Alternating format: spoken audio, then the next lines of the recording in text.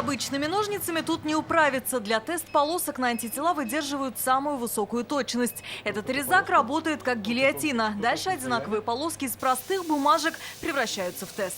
Вот он, враг под микроскопом. Вокруг вируса хорошо видны отростки в виде шипов. Именно они и цепляются за здоровые клетки человека и поражают их. Что сделали ученые республики? Они отрезали один из шипов и поместили его в клетку человека. А дальше начинается процесс синтеза белка коронавируса. Именно этот белок и стал частью реагента на тест. А здесь происходит самое интересное. На будущую тест-полоску наносится специальный реагент, который состоит из фрагментов белка коронавируса и частичек золота. Вот как это происходит.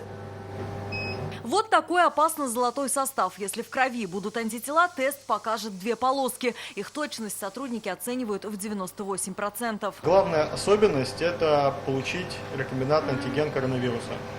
А остальная часть технологии, она во всех тестах одинаковая. Эта эпидемия, к сожалению, не первая и не последняя.